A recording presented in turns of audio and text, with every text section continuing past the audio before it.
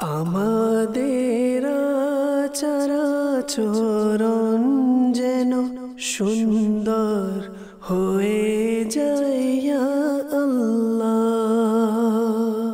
আলহামদুলিল্লাহি রাব্বিল আলামিন ওয়াসসালাতু ওয়াসসালামু আলা সাইয়্যিদিল মুরসালিন আম্মা বা'দু আউযু বিল্লাহি মিনাশ শাইতানির রাজীম বিসমিল্লাহির রহমানির রহিম আসসালাতু ওয়াসসালামু আলাইকা ইয়া রাসূলুল্লাহ ওয়া আলা আলিকা ওয়া আসহাবিকা ইয়া হাবিবাল্লাহ আসসালাতু ওয়াসসালামু আলাইকা ইয়া নবিয়াল্লাহ ওয়া আলা আলিকা ওয়া আসহাবিকা ইয়া নূরাল্লাহ। মাদানী চ্যানেলের দর্শক শ্রোতা, আলহামদুলিল্লাহ সপ্তাহ ঘুরে আবার উপস্থিত হয়েছি ম্যানার্স এই প্রোগ্রাম নিয়ে। যে যেখান থেকে আমাদের অনুষ্ঠান দেখছেন, দূরে কিংবা কাছে, দেশে কিংবা প্রবাসে, সকল দর্শককে জানাই আন্তরিক মোবারকবাদ। এক সময় একটি বিষয় নিয়ে আলোচনা হয় মাদানী চ্যানেলের এই অনুষ্ঠানে। আজকেও ইনশাআল্লাহ তাবারক ওয়া তাআলা চমৎকার একটি বিষয় নিয়েছি আলোচনা করার জন্য। সাথেই থাকুন, জানাবো একটু পরেই। নবী রাহমাত শাফি উম্মত সাল্লাল্লাহু তাআলা আলাইহি ওয়াসাল্লামের আলিশান ফরমান, যে ব্যক্তি আমার উপর দৈনিক 50 বার করে দুরূদ শরীফ পাঠ করবে, কাল কিয়ামতের ময়দানে আমি তার সাথে মুসাফা করব। সাল্লু আলাল হাবিব সাল্লাল্লাহু তাআলা আলা মুহাম্মদ সাল্লাল্লাহু তাআলা আলাইহি ওয়াসাল্লাম। দর্শক শ্রোতা, যেহেতু একবার আপনি আমি পৃথিবীতে চলে আসছি, এসেই যখন পড়েছি তো আমাদেরকে ফিরে যেতেও হবে। আর এই ফিরে যাওয়া নিয়ে কোরআনে পাকের বিভিন্ন জায়গায় আল্লাহ তাবারক ওয়া তাআলা আয়াতে কারিমে ইরশাদ করেছেন। কোরআনে পাক তেলাওয়াত করতে গিয়ে যেখানে আপনি ইয়াওমা এই শব্দটি পাবেন, যেমন সূরা ফাতিহার মধ্যেও আপনি পাবেন, তো এই শব্দটা যেখানে আসবে সেখানেই বুঝতে হবে আপনাকে ফিরে যাওয়ার কথা, কিয়ামতের ময়দানের কথা, সে হাসরের দিনের কথা কোরআনে পাক আপনাকে স্মরণ করিয়ে দিয়েছে। যেহেতু আসছি এবং আমাকে ফিরে যেতে হবে, যেখান থেকেই আসছি আমি, আমার জন্য পরবর্তী ঘাঁটি হলো কবর, এরপরে আখেরাত, পুলসিরাত, হাসরের ময়দান। এই ঘাঁটিটাও আমাকে অতিক্রম করতে হবে। দুনিয়াতে যতটুকু সময়ের জন্য আমাকে পাঠানো হয়েছে, আমি যতটুকু সময়ের জন্য আসছি, যত দিন পর্যন্ত নিঃশ্বাস আমার থাকবে ততদিন আমি দুনিয়াতে আছি। নিঃশ্বাস ফুরিয়ে যাবে, দুনিয়া থেকে আমাকে বিদায় নিতে হবে। তার মানে বোঝা গেল একটা ডিউরেশন, একটা টাইমিং, একটা নির্ধারিত সময়ের জন্য আল্লাহ পাক আমাকে দুনিয়াতে পাঠিয়েছেন। আর কেন পাঠিয়েছেন তাও কিন্তু কোরআন আমাদেরকে বলে দিয়েছে যে তোমাকে আল্লাহ তাআলা এজন্য দুনিয়াতে পাঠিয়েছেন যে তুমি আল্লাহ তাআলার ইবাদত করবে।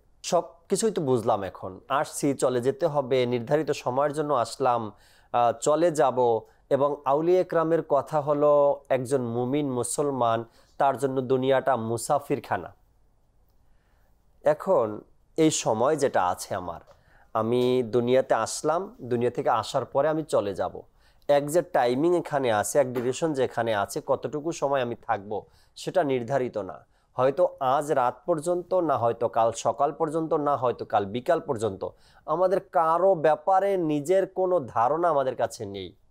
যে সময়টুকু পেয়েছি আজকে কথা বলবো ওই সময়টুকু নিয়ে, অর্থাৎ আপনার আমার জীবনের যে সময় আছে, সময়ের গুরুত্ব কতটুকু আমাদের কাছে আছে। সময়টাকে কেউ এভাবে ধরতে পারবে না, এটা ধরার জিনিস নয়। যেভাবে হাওয়া বাতাস আপনি হাতে ধরতে পারছেন না, তেমনিভাবে আপনি সময়টাকেও এভাবে ধরে রাখতে পারবেন না। এটা ধরার জিনিস না, আটকানোর জিনিস না। আপনি ঘুমে থাকেন আর জাগ্রত থাকেন, আপনি ইবাদতে থাকেন আর কাজকর্মে থাকেন, ঘড়ির কাঁটা যেটা আছে সেটা নিজ গতিতে ঘুরতেই আছে, ঘুরতেই আছে, ঘুরতেই আছে। এই জীবনের চলতি সময়টা কতটুকু কাজে লাগাতে পারলাম, আর কতটুকু কাজে লাগাতে হবে, আর কিভাবে লাগাবো, আর এই চলতি সময়টাকে কিভাবে সুন্দর মতো নিজের জীবনের কাজে লাগাতে পারি, আজকের বিষয় দর্শক শ্রোতা সময়ের গুরুত্ব। আশা করি সাথেই থাকবেন এবং অনুষ্ঠানে আপনাদের কল আর SMS-গুলো আমরা নেওয়ার চেষ্টা করব। আল্লাহ চাই মোবাইল লিগে দাওয়াত ইসলামী আমাদের সাথে মনোয়ার আত্তারি মাদানী ভাইও আছেন এবং রাফি আহমদ ভাইও আমাদের সাথে আছেন। উভয় মোবাল্লিক থেকে আমরা আজকের অনুষ্ঠানে গুরুত্বপূর্ণ আলোচনাগুলো শুনব। শুরু করব অনুষ্ঠানে কথা আলোচনা মনোয়ার ভাই থেকে। আজকের বিষয় হুজুর আমরা নিয়েছি সময়, আর সময়ের গুরুত্ব একজন মানুষের জন্য। এই চলতি জীবনে, জীবনটা আমাদের রানিং বা চলতি জীবন, এই চলতি সময়টাকে যে মানুষ ব্যবহার করছে, ইউজ করছে, সময়টাকে পাস করছে, আজকের এই বিষয় নিয়ে যদি কোনো মাদানী ফুল আমাদেরকে দিতেন। আল্লাহ পাক আমাদের প্রতিটি মুহূর্তকে আল্লাহ পাকের ইবাদতের মধ্যে অতিবাহিত করার তৌফিক দান করুন। আমিন আমিন। আল্লাহ আমাদেরকে দুনিয়াতে ইবাদতের জন্য পাঠিয়েছেন, জি আর আমাদের উদ্দেশ্য হবে যে এই ইবাদত যেহেতু সময়ের সাথে সম্পর্কিত, 5 ওয়াক্ত নামাজ পড়ি, এটাও নির্ধারিত সময়ে, এক ওয়াক্ত আরেক ওয়াক্তের মধ্যে আদায় করে দিলে হবে না। ঠিক তেমন বছরে একটি মাস আমরা রোজা রাখি, জি জি এটা অন্য মাসে রাখলে হবে না। তো এইভাবে আল্লাহ পাক আমাদেরকে ইসলামটাকে এতটাই সহজ করেছেন যে কোনোটার সাথে কোনোটার মধ্যে কিছু আদায় করতে গেলে, সময় অতিবাহিত করতে গেলে আর নিজের উপরে জুলুম অত্যাচার এর মধ্যে আমরা পড়ি না। খুব সহজভাবে আল্লাহ পাক সব কিছু সিস্টেম করে দিয়েছেন। জি এখন আমাদের কাজ হলো সেই সময় অনুযায়ী কি ইবাদত করতে হবে এবং সময় অনুযায়ী আমাকে প্রস্তুতি কিভাবে নিতে হবে, এই বিষয়গুলো। তো হাদিসে পাকের মধ্যে আল্লাহ নবী সাল্লাল্লাহু আলাইহি ওয়াসাল্লাম সময়ের বিষয়ে অনেকভাবে বুঝিয়েছেন, কখনো ঘটনা বলে, জি কখনো পূর্বের জামানার নবীদের ঘটনা বলে, কখনো পূর্বের জামানার নবীদের উম্মতের সময়ের অবহেলার কথা বলে, এভাবে। তো হাদিসে পাকে একটি বড় হাদিসে পাক যেটার মধ্যে এক অংশ এরকম আছে, তুমি তোমার ব্যস্ততা আসার আগে তোমার অবসর সময়কে গুরুত্ব দাও। তো এই যে একটি কথা, যেটা হাদিসে পাকের বিষয়বস্তু একটি অংশ, তো উলামায়ে কেরাম বলেন যে আসলে এই হাদিসে পাকের মধ্যে সবকিছু তো গুরুত্বপূর্ণ, যেটা আমার নবী বলেছেন, কিন্তু অবসর সময়কে গুরুত্ব দেয়া বর্তমান সময়ের জন্য এতটা গুরুত্বপূর্ণ যেটা বলার অবকাশ রাখে না। কারণ মানুষ যখন প্রতিটা সেকেন্ডের হিসাব করে এবং সেটাকে কাজে লাগায়, তখনই কিন্তু সে একসময় গন্তব্যস্থলে কামিয়াবির সাথে পৌঁছতে পারে। আর এই অবসর সময়কে যদি কাজে না লাগায়, তাহলে করব করব বলতে বলতে শেষে সূর্য ডুবে যায়। দুটি ঘটনা বলবো, এটা আমাদের জন্য সময়ের গুরুত্বকে বাড়িয়ে দিবে। যেমন একজন ছাত্র, সে চিন্তা করলো যে আমি পড়বো, তো পড়া তো খুব সহজ, পরীক্ষার আগের রাত্রে পড়লেই হবে, অল্প কিছু চ্যাপ্টার। তো সে খেলাধুলা ঘোরাফেরা ইত্যাদির মধ্যে আছে। তো তার আব্বু স্মরণ করিয়ে দেয়, আব্বু টাইম আছে, সহজ। আম্মু স্মরণ করিয়ে দেয়, টাইম আছে, সহজ। তার বড় বোন স্মরণ করিয়ে দেয়, তার বন্ধু বান্ধব স্মরণ করে দেয়, শিক্ষক মডেল টেস্ট নেয়, আছে, এটা হয়ে যাব সবকিছু। পরীক্ষার আগে রাতে তার অসুস্থতা চলে আসলো। তো যখন অসুস্থতা আসলো, তখন সে আফসোস, হায় যদি আমি সকলের কথা শুনে সময়কে কাজে লাগিয়ে এই পড়াটা আগে পড়ে ফেলতাম, আজকে অসুস্থতার কারণে আমাকে এই টেনশনে পড়তে হতো না। তার মানে আমি অবসর সময়গুলোকে নষ্ট করেছি, এখন আফসোস। এই জন্য বিজ্ঞ এক ব্যক্তি বলেন যে অসুস্থতা, পূর্বে যে একটা সুস্থতা আল্লাহ দান করেছিল, এই সুস্থতা এমন এক মানে মুকুট, যেটা সুস্থ ব্যক্তির মাথার উপরে থাকে, কিন্তু সুস্থ ব্যক্তি এটা দেখতে পায় না। এটা দেখতে পায় হলো অসুস্থ ব্যক্তি। সুস্থ ব্যক্তির মাথার মধ্যে এমন একটা মুকুট, সুস্থতা, যেটা সুস্থ ব্যক্তি দেখতে পায় না, অসুস্থ ব্যক্তি দেখতে পায়। অর্থাৎ সে যখন অসুস্থ হয়, তখন তার সুস্থতা, সে মহা নেয়ামত, এর কথা স্মরণ হয়। তো এই জন্য জাকির ভাই, যে আমরা সময়ের গুরুত্ব নিয়ে আলোচনা করছি, তো আমরা সবাই সুস্থ আছি। কেমন সুস্থ? একটু গ্যাস্ট্রিক, একটু পেট ব্যথা, একটু মাথা ব্যথা, এটা আসলে মূলত অসুস্থতা না। যার দুইটা চোখ নাই, সে কি করবে? সে তো কোরআন দেখে পড়তে পারে না। এখন সময় আছে, আমার চোখ আছে, আমি কোরআন পড়ে নিই। আমার পা আছে, সময় আছে, তো আমি পা দিয়ে নেকির কাজ করে নেই। আমার আল্লাহ পাক জবান দিয়েছে, এই জবান দিয়ে আমি বেশি বেশি নেকির মধ্যে প্রয়োগ করি, আল্লাহ জিকির করি। যখন জবান থাকবে না, চোখ থাকবে না, পা থাকবে না, তখন এগুলোর এক একটা নেয়ামতের আমার সামনে কতটা গুরুত্বপূর্ণ সেটা ভেসে উঠবে।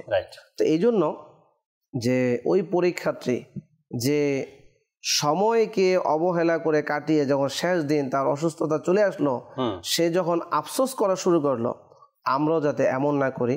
আমাদের এখন যে অবসর সময় আছে সেটা যাতে আমাদের সবাই মিলে একে অপরকে গুরুত্ব তুলে ধরে সেটাকে আমরা ব্যবহার করতে পারি এবং দায়িত্বের মধ্যে নিয়োজিত রাখতে পারি, সময়ের প্রপার ব্যবহার করতে পারি, সেদিকে আমাদের মনোনিবেশ করা উচিত। রাইট। সময়টা এমন একটা বিষয়, প্রায় আউলিয়া ইকরামের জীবনী থেকে যারা লেখালেখির মধ্যে নিজের জীবনী অতিবাহিত করছেন, তারা প্রায় আউলিয়া ইকরামের জীবনীতে পাওয়া যায় সময়কে নিয়ে তাদের বাণী, সময়কে নিয়ে তাদের উক্তি পাওয়া যায় কিতাবের মধ্যে। এবং সকল নবী রসুলদের যেহেতু তারাও পৃথিবীতে এসেছেন কোনো গোত্রের জন্য, কোনো জাতির জন্য, কোনো কওমের জন্য, তো তাদের কাছেও সময়ের এক গুরুত্ব ছিল। তারাও নিজের সময়কে সঠিকভাবে ব্যবহার করেছেন এবং মানুষকে এটাই আদেশ দিয়েছেন। একটা ছোট্ট উদাহরণ দিব, এরপরে রাফিবের কাছে আসব। আপনার সময়ের যদি মূল্য না থাকে বা আপনি যদি সময়কে মূল্যায়ন না করেন, তবে দুনিয়ার মানুষ ধীরে ধীরে আপনার মূল্যায়ন করা ছেড়ে দিবে। সত্যি এটা বাস্তব কথা। আপনার সময়ের মূল্য আছে, মানুষ আপনার সময়কে এবং আপনাকে মূল্যায়ন করা শুরু করে দেবে। আপনার নিজের সময়ের মূল্য আপনার কাছে নেই, তো মানুষ আপনাকে অবহেলা করা শুরু করবে। কেন, কি জন্য? এটা যারা একটা সময় পার করছেন নিজের জীবনের, 35 বছর 40 বছর হয়ে গেছে বা এর চাইতেও বেশি, হয়তো তারা এই কথার সাথে যদি একটু নিজের জীবনটাকে মিলাতে চান তো বলবেন, হ্যাঁ এমনটা আমার সাথে অনেকবার হয়েছে। আপনি কারো কাছে গেলেন দেখা করার জন্য, সাক্ষাৎ করার জন্য, কথা বলার জন্য, প্রয়োজনে গেলেন, আর সেখানে গিয়ে 10 বছর পুরানো কথা, 20 বছর পুরানো কথা, বা এটা তো সেটা, পাড়া প্রতিবেশী তো, আগের জমানা পরের জমানা, যেগুলো প্রয়োজন নেই এগুলো নিয়ে এমনি স্লো গতিতে কথা বলতেছেন। তো ওই ব্যক্তি মনে মনে দোয়া করতে লাগলো, আল্লাহ এ যায় না কেন এখনো, এ কোন কোন জমানার কথা তুলে ধরলো, এখন তো আমার টাইমগুলো নষ্ট হচ্ছে। এরপরে যখন আপনি আবার ওই ব্যক্তির কাছে যাবেন কখনো দেখা করতে, গুরুত্বপূর্ণ কাজে, তখন সে কোনো না কোনো বাহানায় আপনার থেকে বাঁচার চেষ্টা করবে। না, এই লোকটার কাছে তো বসা যাবে না, এ তো নিজের সময়ের কোনো গুরুত্ব নেই, আর আমার সময়কেও সে নষ্ট করছে। এজন্য আপনার সময়ের যদি আপনার কাছে মূল্য না থাকে, তো সমাজের মানুষ, দেশের মানুষ, দুনিয়া তখন আপনাকে অবহেলা করবে, আপনাকে অবহেলার দৃষ্টিতে দেখবে, বলবে এই লোকের কাছে সময়ের কোনো মূল্যই নেই, এর কাছে বসাও যাবে না, এর কাছে দাঁড়ানো যাবে না, এর সাথে কথাও বলা যাবে না। এইরকমের কাজটা অনেকের সাথে অনেকবার হয়েছে। এরপর আমরা বলি যে আমাকে কেউ দেখতে পারে না, বা আমার সাথে কেউ মিশতে চায় না, আমার কাছে কেউ আসে না। কিভাবে আসবে? আপনার সাথে একবার যে দেখা করছে, সে দ্বিতীয়বার আসতে চিন্তা করে আমার হাতে যথেষ্ট পরিমাণ টাইম নেই যে আমি এই লোকটার পাশে গিয়ে দাঁড়াবো বা কথাগুলো শুনবো। এজন্য আমাদের উচিত নিজের সময়ের প্রতি নিজেকে গুরুত্ব দেওয়া। আমি যখন আমার নিজের সময়কে গুরুত্ব দিব, তখন মানুষ আমাকে গুরুত্ব দেওয়া শুরু করবে। রাফি ভাই, আজকের বিষয় নিয়ে যদি কিছু শোনাতেন আমাদের। বিসমিল্লাহির রহমানির রহিম। সময়ের গুরুত্ব নিয়ে আলোচনা চলছে। জি। তো কোন এক বাদশার এক নসিহত বা ওনার এক আকাঙ্ক্ষা দিয়ে শুরু করতে চাচ্ছে। কোন এক বাদশা তার উজিরকে এভাবে আর কি বলতে লাগলো যে তুমি আমাকে এমন কিছু প্রদর্শন করিও বা এমন কোনো কিছু উপদেশ স্বরূপ লেখনী আমার সামনে নিয়ে এসো, যেন এটা আমি সুসময় এবং দুঃসময় উভয় সময় দেখে আমি চিন্তিত হতে পারি এবং এর দ্বারা আমার ফায়দা হয়। পরবর্তী সময়ে তার উজির ভাবতে লাগলো যে কি এমন লেখা, কি এমন প্রদর্শনী তার সামনে আনা যায় যে দুঃসময়ে এসে উনি এটাকে চিন্তিত হয়ে এই ব্যাপারে অনেক বেশি খুশি হবেন, বা সুসময়েও এটার প্রতি মনোযোগ দিয়ে উনি আরেকটু খুশি হবেন। তো খুশির অনেক মাত্রা আছে।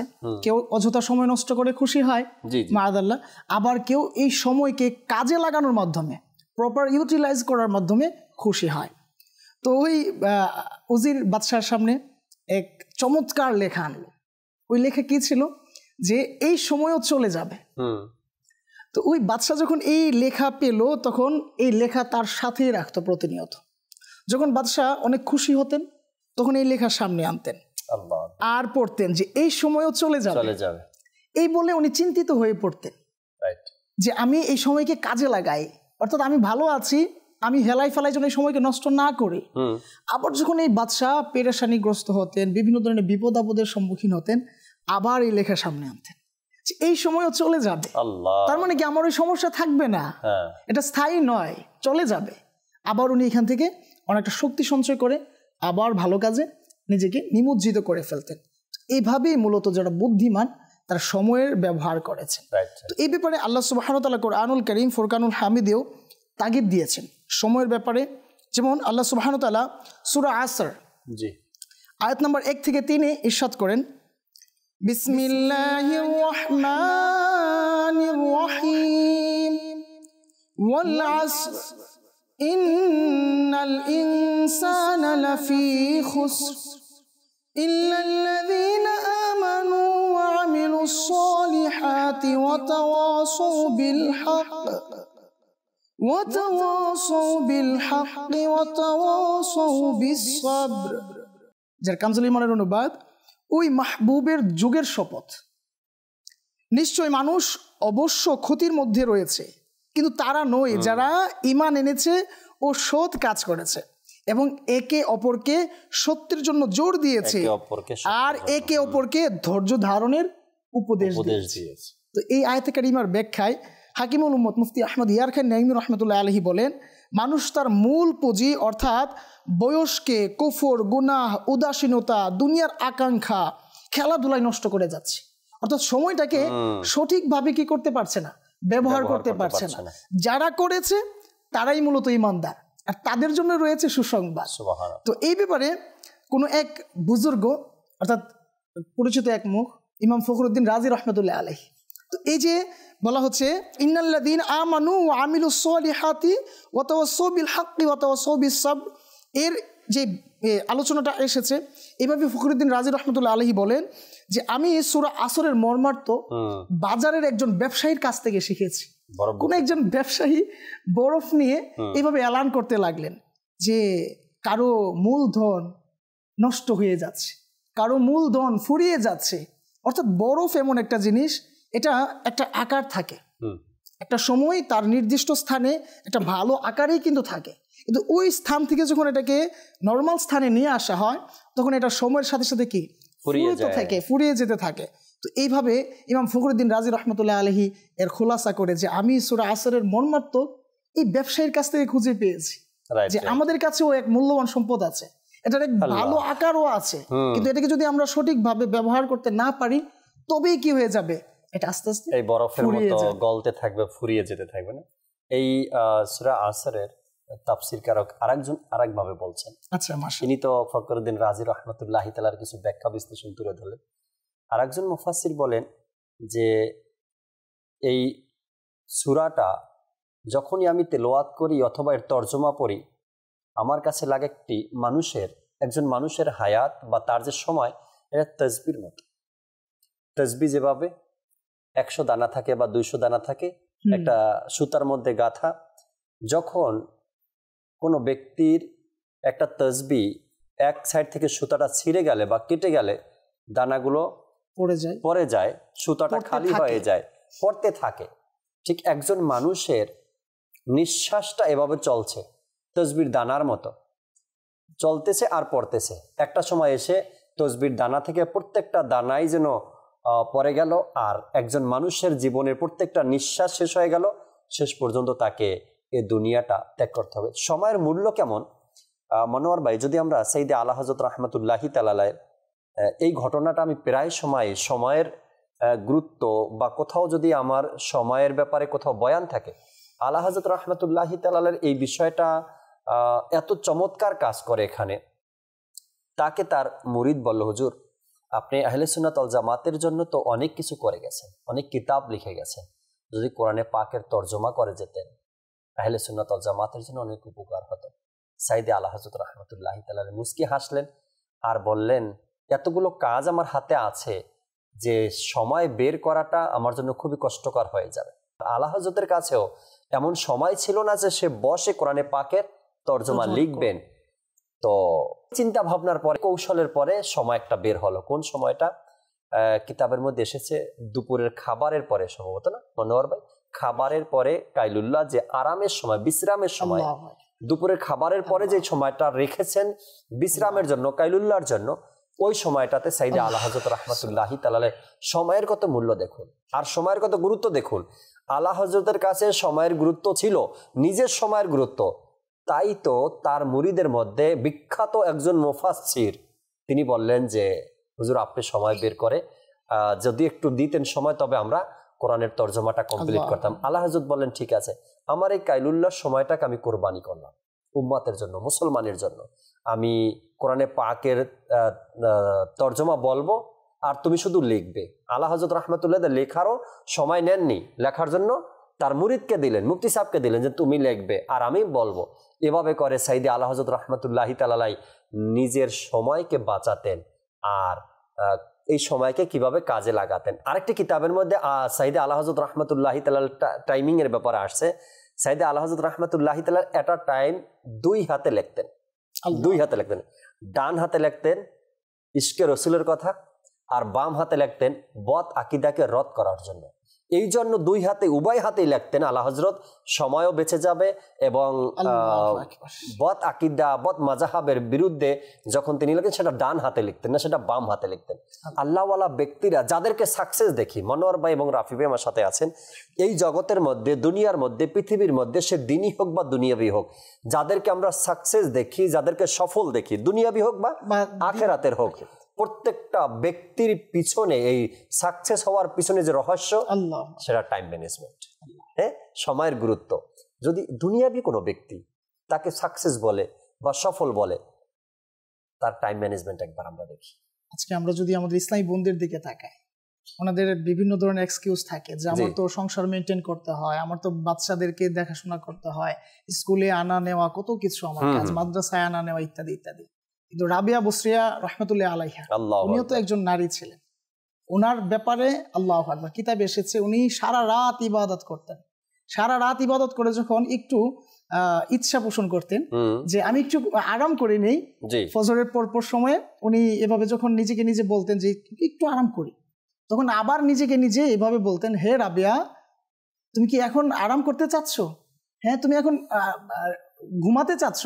যদি এই দিন আর তোমার জীবনে আর কোনোদিন না আসে, তুমি তো হয়তো ভেবে নিয়েছো যে সারা রাত তো ইবাদত হয়ে গিয়েছে, এখন আমি একটু দিনের বেলা আরাম করি, কিন্তু এই দিন যদি না আসে, তো বলা হচ্ছে দিন যখন আসে, সূর্য যখন উদিত হয়, সূর্য এলান করে আমাদেরকে, কেউ কি আছো আমাকে কাজে লাগাবো, আজকের দিন আমি আসছি, কিন্তু আমি আর আসবো না, আমি আর আসবো না। তো যখন এসেই পড়েছি, কেউ কি আছো কাজে লাগানোর মতো? আল্লাহর ওলিগণ, আম্বিয়া কেরাম আলাইহিমুস সালামগণ, সাহাবায়ে কেরাম আলাইহিমুর রিদওয়ানগণ কাজে লাগিয়েছে। আর কত স্মার্টলি ওনারা আল্লাহ রাসূল সাল্লাল্লাহু আলাইহি সাল্লামের এক একটা বাণীকে, হাদিসে কারিমাকে আঁকড়ে ধরেছেন। ইবনে আব্বাস রাদিয়াল্লাহু তাআলা আনহু থেকে বর্ণিত, রাসূল আকরাম নূরে মুজাসসাম সাল্লাল্লাহু আলাইহি ওয়াসাল্লাম ইরশাদ করেছেন, 2টি নিয়ামত এমন রয়েছে। কোন 2টি নিয়ামত? যে ব্যাপারে অধিকাংশ লোক প্রতারিত হয়, আর ওই 2টি নিয়ামত হলো সুস্থতা ও অবসর সময়। আমার হুজুর প্রথমে বলেছিলেন সুস্থতা।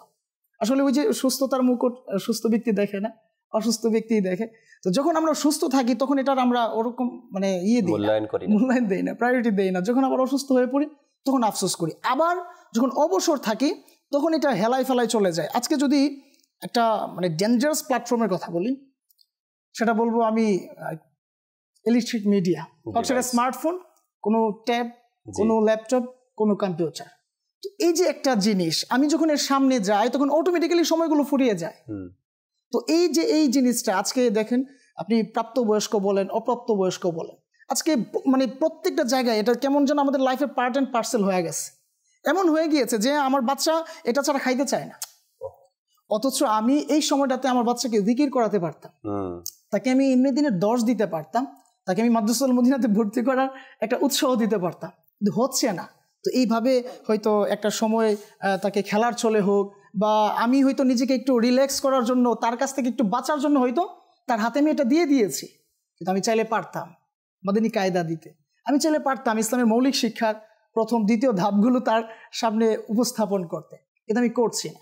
আবার আমি হয়তো আশাও করি, আমার ফ্রেন্ড সার্কেলদের সাথে শেয়ারও করি, ইনশাআল্লাহ আমার সন্তান আমাকে ওই দিন খুব ভালো রাখবে যেদিন আমি হয়তো কর্ম করতে পারবো না, যেদিন আমার জব থাকবে না, যেদিন আমি বার্ধক্যে উপনীত হব, ইত্যাদি ইত্যাদি গর্ব করে। একটা গবেষণার কথা সাথে, হ্যাঁ, আপনার এই আলোচনার সাথে একটা গবেষণার কথা আমি অ্যাড করব, কেন দর্শককে আরো একটু ইজি করতে চাই। আমরা চাই আমাদের জায়গা থেকে দর্শক যেন কথাগুলো আরো ইজি ভাবে বুঝতে পায়। মনোহর ভাই, একটা গবেষণার মধ্যে আসছে, যখন রাফিবের সাথে ডিসকাস হচ্ছিল আজকের বিষয় সময়ের গুরুত্ব নিয়ে, তো এর পরপরই যখন একটু সময় বের করলাম, আমার সময় বের করে আমি এই বিষয়টা নিয়ে একটু দেখার চেষ্টা করলাম। এক গবেষণার মধ্যে পাওয়া যায় যে বর্তমানে যে ফেসবুক এবং সোশ্যাল মিডিয়া, এই সোশ্যাল মিডিয়ার যে শর্ট ক্লিপস গুলো আসে, রিলস বলা হয়, মানুষ রিলস বলে এটাকে, এই ভিডিওগুলো যে আসে 3 ঘন্টা 4 ঘন্টা 5 ঘন্টা 6 ঘন্টা একসাথে মানুষ এই সোশ্যাল মিডিয়াতে টাইম দিচ্ছে। উদাহরণ দিচ্ছি, যদি 2 ঘন্টা কেউ ব্যয় করে এই রিলসের পিছনে বা ভিডিওর দেখার পিছনে, 2 ঘন্টা পরে আপনি জিজ্ঞাসা করবেন 2টা ভিডিওর কথাও সে বর্ণনা করতে পারবে না। মানে এমন শর্ট ক্লিপস, এত ছোট ক্লিপস, এবং কি দেখছে, কি বলছে, কি হচ্ছে, 2 ঘন্টা ভিডিও দেখার পরেও নাকি ওই ব্যক্তি বলতে পারবে না আমি কি দেখলাম আর কি বলছিল এর মধ্যে। নাম্বার 1। নাম্বার 2, আরেকটা গবেষণার মধ্যে আসছে বর্তমান সময় প্রতি 8 জনের মধ্যে একজন ব্যক্তিকে বলা হয়েছে এই ভাইরাসে আক্রান্ত।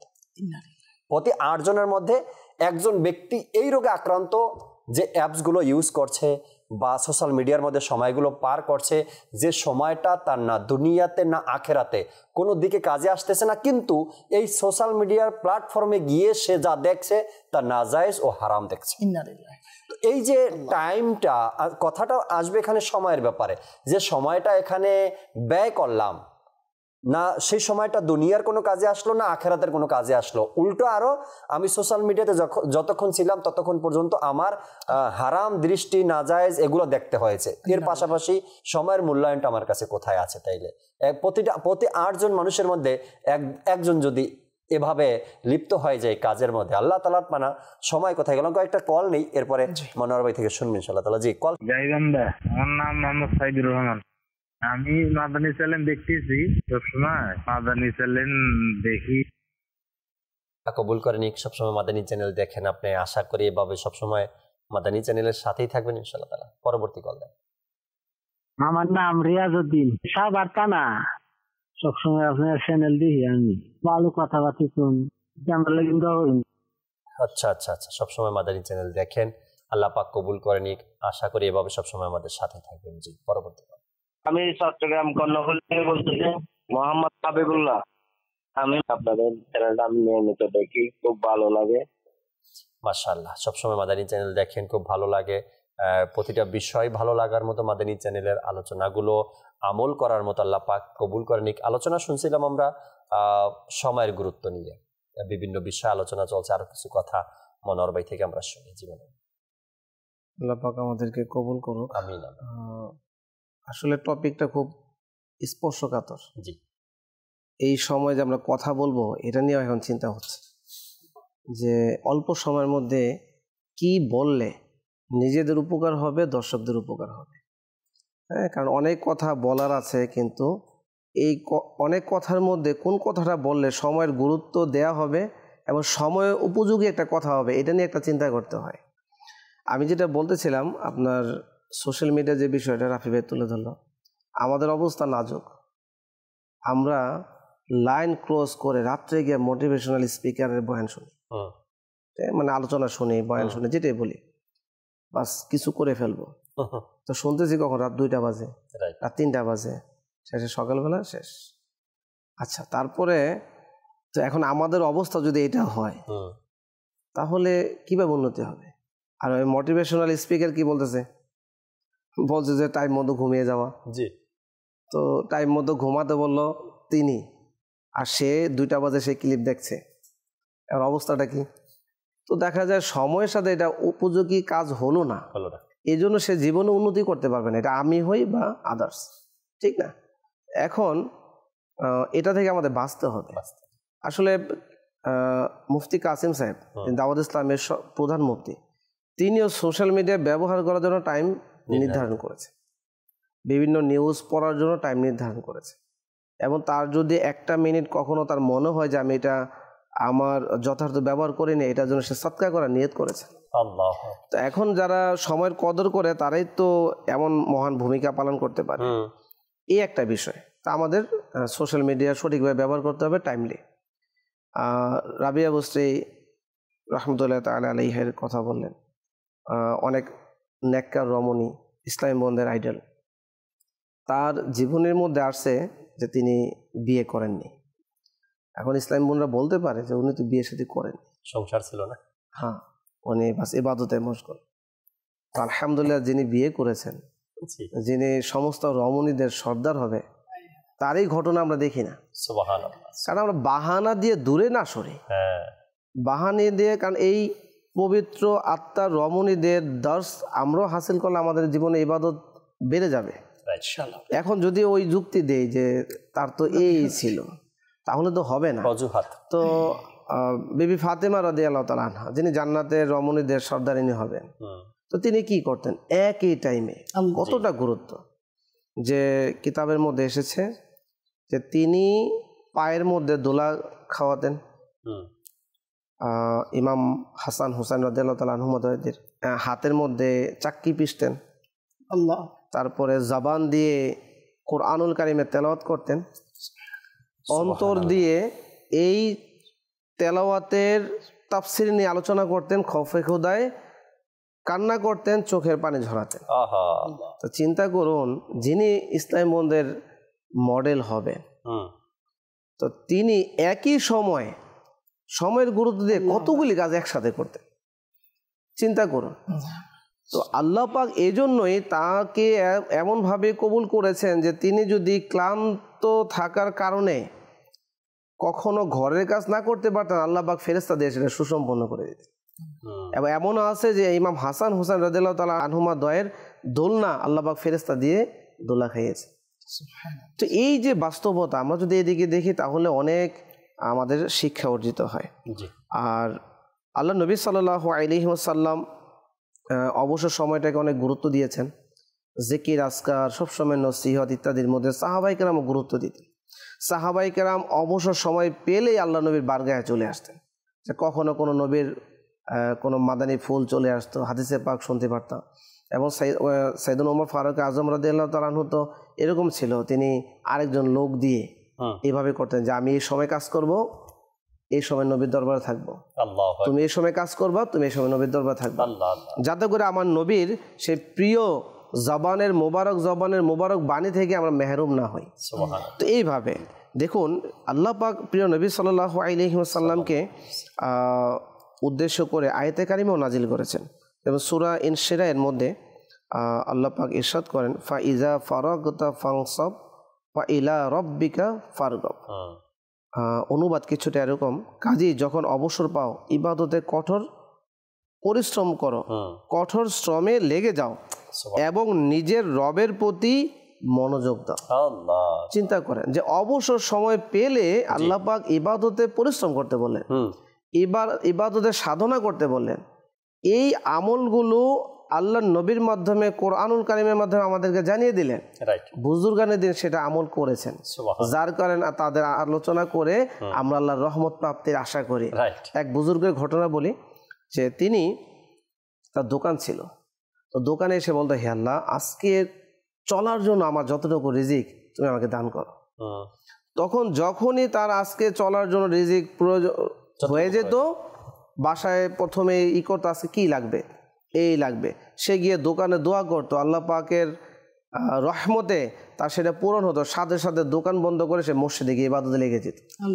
এই আয়াতে কারিমার বাস্তব নমুনা ছিল তারা, নবীর এই সুন্নতের আমল করতো তারা। আজকে তাদের আলোচনা আমরা করে তাদের উসিলা দিয়ে দোয়া করবো যাতে আল্লাহ আমাদের সে প্রপার সময়কে ইবাদতের মধ্যে অতিবাহিত করার তৌফিক দান করে। আরেকজন বুজুর্গের ঘটনা বলবো।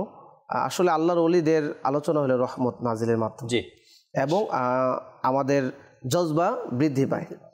এক হাসান বসরি রহমতুল্লাহ তাআলা জামানার মধ্যে তিনি সময়ের গুরুত্বের সাথে যখন আসেন না, তখন এই বুজুর্গের কথা মনে পড়ে। আমার মাদানী চ্যানেল একাধিকবার বলেছি, আমার ব্যক্তি জীবনে এটা আমি ফিল করি। তো এক লোক বললো যে হুজুর, অমুক ব্যক্তি আপনার মেহফিলে আসে না। ইমাম হাসান বসরি রহমতুল্লাহ তাআলা আলাইহি এর কাছে গিয়ে বিচার দিল। তখন উনি বললো ঠিক আছে, আমার দেখা দরকার। তো উনি ছদ্মবেশে গেল ওই লোকের কাছে, গিয়ে বললো যে সালাম দিল, কালাম করার পরে বললো, আপনি ইমাম হাসান বসরি রহমতুল্লাহ তাআলা আলাইহি এর ইলমের দর্সের মধ্যে বসেন না, এর কারণ যদি জানাতেন।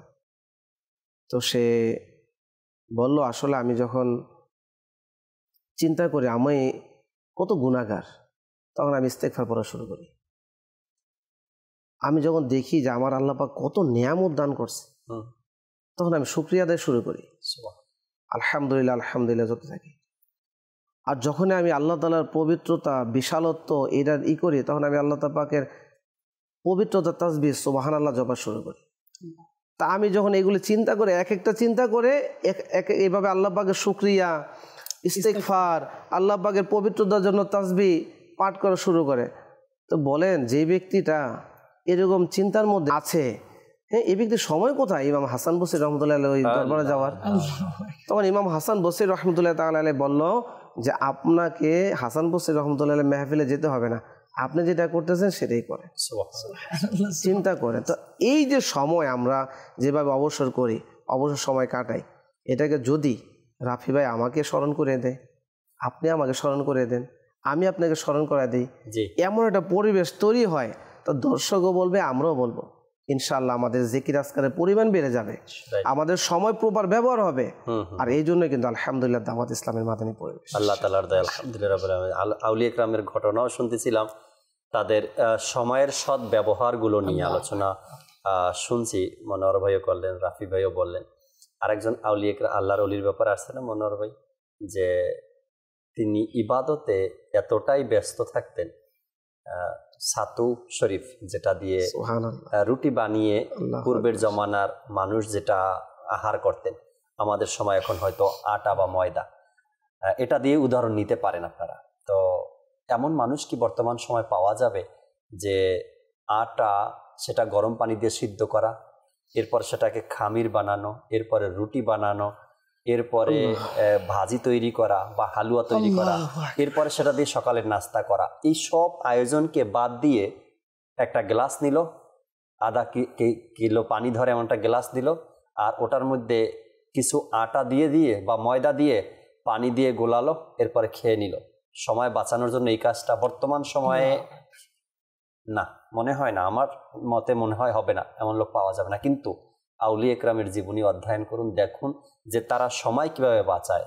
ওই আল্লাহর ওলির ব্যাপারে আসছে, তিনি ছাতু দিয়ে বা আটা ময়দা দিয়ে রুটি বানিয়ে খাওয়ার পরিবর্তে সময় বাঁচানোর জন্য গ্লাসের মধ্যে পানি এবং সেই আটা বা ময়দা বা ছাতু নিল, গুলিয়ে সেটাকে পান করে নিল। তিনি মন্তব্য করেছিলেন যে আমি হিসাব করে দেখেছি যে আমি যদি এই টোটাল প্রসেসিংটা করি, জি, তো এই যে সময়টা লাগবে, এই সময়ের মধ্যে আমি এতবার আল্লাহ পাকে জিকির করতে পারবো।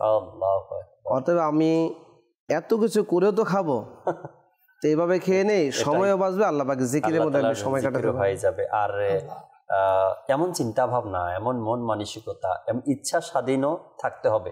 যদি সেই জমানার কথা বলি আর বর্তমান জমানার কথা বলি, এখন তো অটো হয়ে গেছে। আমি তো বলবো দুনিয়াটা এখন অটো হয়ে গেছে। আপনি ইবাদত করতেছেন, করতে থাকবেন, সময় বাঁচাতে চাইতেছেন, আপনি চাইলেই কিন্তু খাবার অতি সহজে তৈরি করতে পারেন, আপনি চাইলেই কিন্তু অতি সহজে নিজের। আচ্ছা বলেন তো, এখন থেকে নিয়ে 100 বছর পূর্বে কাপড় ধোয়ার জন্য যে মেশিন বের হয়েছে এখন, এটা কি 100 বছর পূর্বে এত ইজিভাবে, এত সহজ ছিল মানুষের জন্য? না, ছিল না। ঘন্টার পর ঘন্টা লাগিয়ে তারা কাপড় ধুতো করতো, পরিষ্কার করতো। আমি এমনও শুনেছি একটা জমানায় নাকি সাবান ছিল না, তারা লাল মাটি দিয়ে তাদের মাথার চুল পরিষ্কার করতো, ওটা সাবান ব্যবহার করতো। কাপড় কি দিয়ে ধুতো করতো কে জানে। তাদের একটা প্রসেসিং ছিল। এখন কাজ করতে এত কিছু লাগে না, পাউডার আছে, পাউডার আপনি সাবানের পাউডার আপনি মেশিনে দিলেন, পানি দিলেন, কাপড় দিলেন, 2 মিনিটের মধ্যে পরিষ্কার করে কাপড় মেশিন আবার আপনার হাতে দিয়ে দিল। এত আপডেট দুনিয়া, এত আপডেট সময় যত আসতেছে, আমাদের সময়কে আমরা ততই নষ্ট করছি। কেন? তাড়াতাড়ি করে ওয়াশিং মেশিনে কাপড় দিয়ে কাপড় পরিষ্কার করে, যা সোশ্যাল মিডিয়ায় বসে থাক, যা টিভি চ্যানেলের সামনে বসে থাক। কিন্তু পূর্বের জমানার মানুষের সময়ে কাজ সম্পন্ন করতে সময় বেশি লাগতো, কিন্তু সেই সময়টারও প্রতি তাদের এতটা গুরুত্ব থাকতো, এতটাই তারা সতর্ক থাকতো যেন টাইমটা কখনোই কোনোভাবেই নষ্ট না হয়, অপচয় না হয়। তো দুনিয়া আপডেট হচ্ছে সময় বাঁচানোর জন্য, সেখানে আমরা নিজেদের সময়কে আমরা নষ্ট করছি, অপচয় করছি। এটা তখনই, আচ্ছা সময়ের মূল্য রাফি ভাই কখন মাথায় আসে জানেন? 1 সেকেন্ডের জন্য যখন বিমানটা ছেড়ে গেছে, 1 মিনিটের যখন ট্রেনটা হাতছাড়া হয়ে গেছে, 1 মিনিটের জন্য লঞ্চটা ছেড়ে দিল, 1 মিনিটের জন্য আমার গাড়িটা, আমার হাত তখন বুঝি একটা মিনিটের কত মূল্য আর কত দাম। মাত্র 1 মিনিটের জন্য আমার গাড়িটা ছেড়ে দিল। এমন হয় না, কত কত পরীক্ষার্থী একটুখানিকের জন্য পরীক্ষার হলে ঢুকতে পারে না, কত কান্নাকাটি, কত কিছু।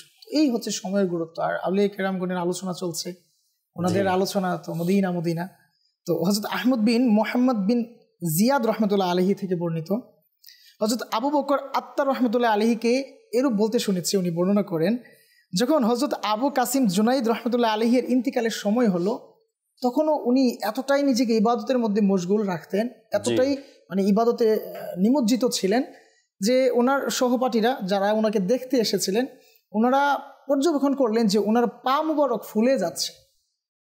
তো একে তো মানে শেষ সময়, ইন্তিকালের একবারে সন্নিকটে সময়, তো আবার উনি এতটাই ইবাদতের মধ্যে নিমজ্জিত যে ওনার পা মুবারক ফুলে যাচ্ছে। তখন ওনার সাথে যারা ছিলেন ওনারা বলতে লাগলেন, ইয়া সাইয়্যিদি, আপনার কি আপনার শরীরের প্রতি কোনো খেয়াল নেই? আল্লাহ, আপনার পা কতটা ফুলে যাচ্ছে, আপনি কাচুমুচু করে বসছেন, পাওটা আবার ইয়ে করে ভাঁজ করে বসে সেজদা দেওয়ার চেষ্টা করছেন, রুকু দেওয়ার চেষ্টা করছেন, এমনটা কেন? আপনি তো চাইলে কিছুটা আরাম করতে পারেন এই সময়টা। ওরে উনি কি চমৎকার উত্তর দেয় যে, হে লোক সকল, তোমরা কি আমাকে শুধু শুধু বসে থাকার জন্য বলছো? হ্যাঁ, আমার সময়টাকে শুধু শুধু নষ্ট করার কথা তোমরা বলছো? আমি যদি এই সময়টাতে বসে থাকি তো আমার সওয়াব আমার আমল নামায় তো যুক্ত হবে না। এর চেয়ে তো ভালো আমি ইবাদতের মধ্যেই নিজের সময়কে অতিবাহিত করি। বর্ণিত হয়েছে কিতাবে যে উনি ওই ইবাদতের অবস্থাতেই উনি আল্লাহু আকবার বললেন, আর ওই অবস্থাতেই আলহামদুলিল্লাহ আজ্জা ওয়া জাল্লা ওনার দেহ মুবারক থেকে রূহ আসমানের দিকে চলে যেতে লাগলো। আল্লাহওয়ালা ব্যক্তিদের তো উদাহরণ আকাশচুম্বী, তাই না? এদের উদাহরণ তো অনেক ঊর্ধ্বে। একটা ছোট্ট উদাহরণ দিব। আজকাল মানুষ নিজের সময় বাঁচানোর জন্য 2, 3, 4, 5 জন পিএস রাখে, অ্যাসিস্ট্যান্ট রাখে। সে অফিসার যখন অফিসে ঢুকে তার কাজ হলো ফাইলগুলো চেক করবো, একটা সিগনেচার দিব। এই যে ফাইলটা প্রসেসিং হয় আমার টেবিলে আসলো, এই ফাইলটা নিয়ে আসার জন্য পিএস রাখা আছে, অ্যাসিস্ট্যান্ট রাখা আছে, পিয়ন রাখা আছে। সময় বাঁচাতে হবে আমাকে, 3-4 জন রাখা আছে। একজন এদিকে যায়, কাজটা করে, এসে টেবিলে দেয়, সে চেক করে, সিগনেচার করে। এত টাইম কোথায়? আমি নিজে যাব, অন্য টেবিল থেকে ফাইল নিয়ে আসবো, চেক করব, সিগনেচার করব, আবার দিয়ে আসবো। এত টাইম নেই।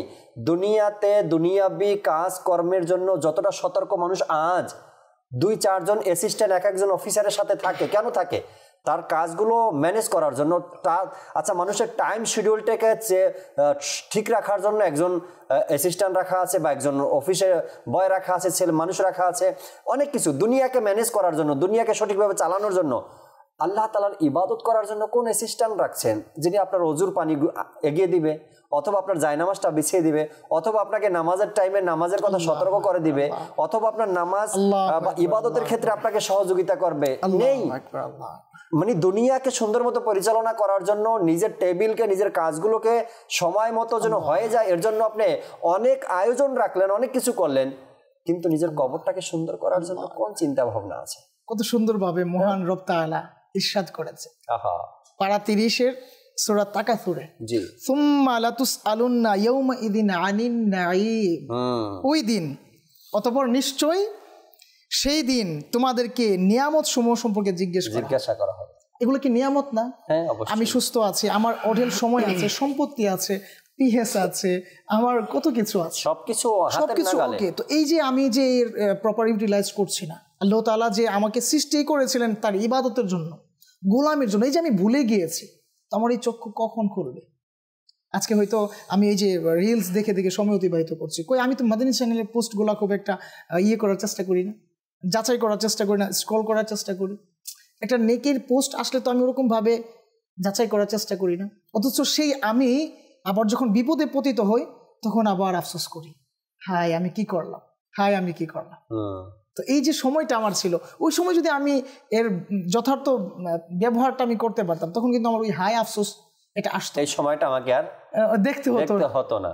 এইভাবে মূলত আমরা এক ঘোরের মধ্যে আছি। তো আলহামদুলিল্লাহ দাওয়াত ইসলামী আমাদেরকে ওই ঘোর থেকে জাগানোর জন্য বিভিন্নভাবে চেষ্টা করে আসছে। একটা কথা বলবো রাফি ভাই, জি, যারা পৃথিবীতে সফল হয়েছে তাদের ঘড়িতেও কিন্তু 12টা পর্যন্তই কাটা, 1 থেকে নিয়ে 12 পর্যন্ত। আমরা যারা আনসফল, আমরা সফল হতে পারিনি, আমাদেরও কিন্তু 1 থেকে নিয়ে 12 পর্যন্ত।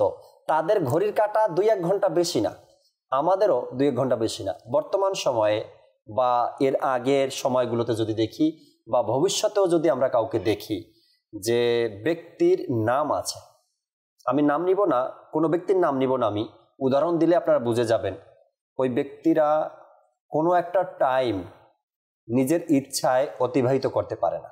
মনোহর ভাই, যত বড় মানুষকেই দেখেন না কেন, যত বড় ব্যক্তিকেই দেখেন না কেন, দুনিয়াবি যারা, তাদের কথা বলছি, ডাক্তার তাদেরকে বলবে যে আপনি সকালবেলা উঠে 1 ঘন্টা দৌড়াতে হবে, লিখে দিবে যে আপনাকে সকাল 5:30 থেকে নিয়ে 6:30 পর্যন্ত দৌড়াতে হবে। আচ্ছা, কতটুকু স্পিডে দৌড়াবেন ডাক্তার সেটাও নির্ধারণ করে দিবে। নাম্বার 1, 7:30 থেকে নিয়ে 8:30 পর্যন্ত আপনার ফ্রেশ, গোসল, নাস্তা, এটার কাজ। সে ডাক্তারের টাইম ম্যানেজ করার জন্য ওই টাইম মোতাবেক এটা করবে। এরপরে 8:30 থেকে নিয়ে 9:30 পর্যন্ত এটাও আরেক ডাক্তার নির্ধারণ করে দিচ্ছে। 9:30 থেকে 10:30 আরেক ডাক্তার নির্ধারণ করে দিচ্ছে, এবং প্রতিদিন প্রত্যেক ডাক্তার তার সাথে যোগাযোগে আছে আপনি কি আমার দেয়া সময়টাকে নিজের টাইম মোতাবেক ইউজ করছেন কিনা। আল্লাহ, এমন এমন মনোহর ভাই, ঠিক এভাবেই চলতেছে। আচ্ছা, সকালে নাস্তায় কি হবে ডাক্তারের পরামর্শ অনুযায়ী, দুপুরের খাবারে কি থাকবে ডাক্তারের পরামর্শ অনুযায়ী, রাতের খাবারে কি থাকবে ডাক্তারের পরামর্শ অনুযায়ী, আমার টাইম কখন, কোন টাইম, আচ্ছা ঘুমাবে কখন, এটাও ডাক্তারের পরামর্শ অনুযায়ী। রাতের 10টার পর আপনি আর জাগ্রত থাকতে পারবেন না, আপনি সকাল 5:30টার পরে আর ঘুমাতে পারবেন না, আপনাকে এই টাইমে উঠতে হবে, এই টাইমে না উঠলে আপনার এই ক্ষতিটা হবে, এই অসুস্থ আপনার হবে। এভাবে ডাক্তারের পরামর্শ অনুযায়ী সে এভাবে সব কাজ করলো, কিন্তু আল্লাহ তাবারক ওয়া তাআলা যে টাইম বেঁধে দিয়েছেন।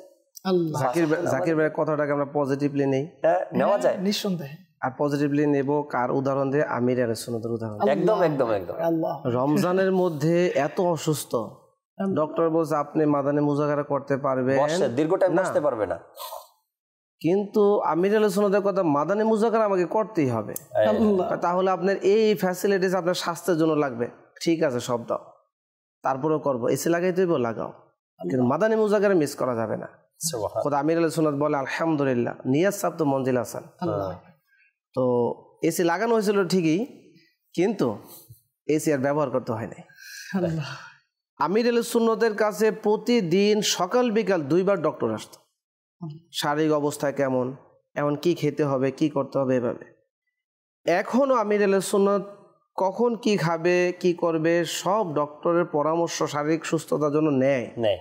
আমার বলার যে উদ্দেশ্য, আমি কোন ডক্টরের কাছে যাব, এই ডক্টর বলবে তাহাজ্জুদের সময় এই সময় একটু কান্নাকাটি করবেন, তেলাওয়াত করবেন, চোখ বন্ধ করে একটু